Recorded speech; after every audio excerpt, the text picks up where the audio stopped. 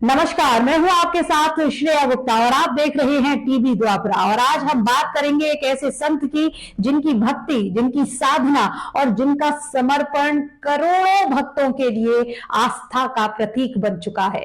जी हां, हम बात कर रहे हैं संत प्रेमानंद महाराज जी की, जिनकी रात में निकलने वाली पदयात्रा अब नए समय और नए रूट से शुरू हो रही है। उनके स्वास्थ्य को ध्यान में रखते हुए आश्रम ने पदयात्रा का तरीका भी बदल दिया है, लेकिन भक्तों की आस्था में कोई कमी नहीं आई है। तो आइए जानते हैं क्यों बदला गया उनका रूट, क्यों बदला समय और क्या कहती है उनकी आध्यात्मिक यात्रा की प्रेरणादायक कहानी। लेकिन आगे बढ़ने से पहले देश और दुनिया की तमाम खबरों से अपडेट रहने के लिए आज ही टीवी द्वापरा को सब्सक्राइब जरूर कर लीजिए और बेल आइकन के बटन को जरूर टैप कीजिएगा। और अब आपको बता दें कि संत प्रेमानंद महाराज जो पहले रात 2 बजे पदयात्रा के लिए निकलते थे, अब सुबह 4 बजे अपनी ऑडी कार से केली कुंज आश्रम पहुंचते हैं। आश्रम प्रशासन का कहना है कि यह बदलाव उनके स्वास्थ्य को ध्यान में रखते हुए किया गया है। वहीं आश्रम प्रबंधन के अनुसार महाराज जी पिछले 20 वर्षों से किडनी की समस्या से जूझ रहे हैं। पहले हफ्ते में 3 बार डायलिसिस उनकी होती थी, लेकिन अब हफ्ते में 4 से 5 बार डायलिसिस की जरूरत पड़ रही है। इसी वजह से फिलहाल रात की पदयात्रा को स्थगित कर दिया गया है, लेकिन जैसे ही उनका स्वास्थ्य ठीक होगा वे फिर से पदयात्रा शुरू करेंगे। आपको बता दें कि पहले उनका पदयात्रा रूट छोटा था, लेकिन अब वे श्री कृष्ण शरणम सोसाइटी से कार में बैठकर प्रेम मंदिर के सामने से रमण रेती पुलिस चौकी होते हुए केली कुंज आश्रम पहुंचते हैं और इससे करीब आधा किलोमीटर ज्यादा सफर तय करना पड़ता है। लेकिन भक्तों की श्रद्धा में कोई कमी नहीं आई है। हजारों की संख्या में भक्त उनके दर्शन के लिए एकत्र होते हैं।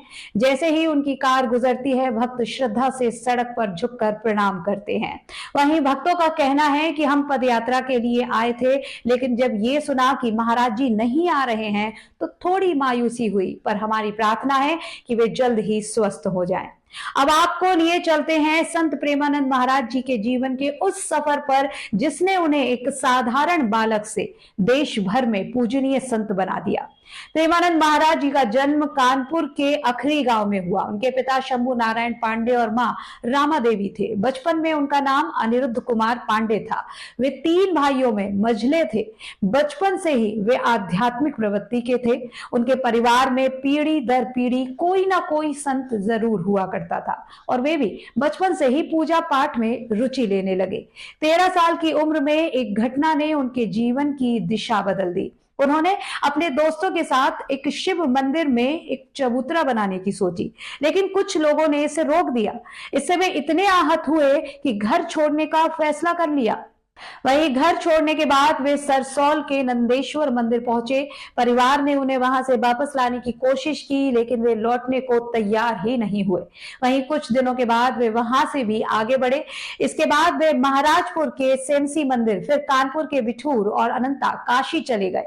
काशी में उन्होंने 15 महीने तक कठिन साधना की। वे रोज 3 बार गंगा स्नान करते, तुलसी घाट पर शिव और माता गंगा की उपासना करते, दिन में सिर्फ 1 बार भोजन करते और कई बार तो गंगा जल पीकर ही रह जाते थे।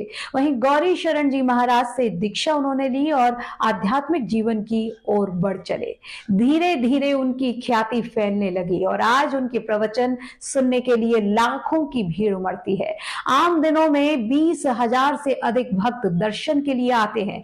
वीकेंड पर यह संख्या लाखों में पहुंच जाती है। वहीं बड़े पर्वों पर 3 लाख से ज्यादा श्रद्धालु उनके दर्शन के लिए आते हैं। उनका आश्रम श्री कृष्ण शरणम सोसाइटी में स्थित है। वहां उनके 2 फ्लैट हैं। आपको बता दें, एक फ्लैट में वे स्वयं रहते हैं, वहीं दूसरे में डायलिसिस की सुविधा है, जहां उनका हफ्ते में 4 से 5 बार इलाज होता है। भक्तों का मानना है कि वे सिर्फ एक संत नहीं है, बल्कि भगवान के अवतार हैं। तो ये थी आज हमारी स्पेशल रिपोर्ट, जिसमें हमने जाना कि कैसे प्रेमानंद महाराज जी के जीवन का एक सफर जो है साधारण बालक से महान संत बनने तक का रहा है। कैसे उन्होंने त्याग, भक्ति और अनुशासन से जीवन को आध्यात्मिक ऊंचाइयों तक पहुंचाया है। उनकी रात की पदयात्रा फिलहाल स्थगित जरूर हो गई है, लेकिन भक्तों की श्रद्धा में कोई कमी नहीं है। हमारी प्रार्थना है कि वे जल्द ही स्वस्थ हों और एक बार फिर अपने भक्तों को दर्शन का सौभाग्य प्राप्त कराएं। तो आज के लिए बस इतना ही। एक और नए अपडेट के साथ होगी जल्द आपसे फिर मुलाकात। आप देखते रहिए टीवी द्वापरा। धन्यवाद।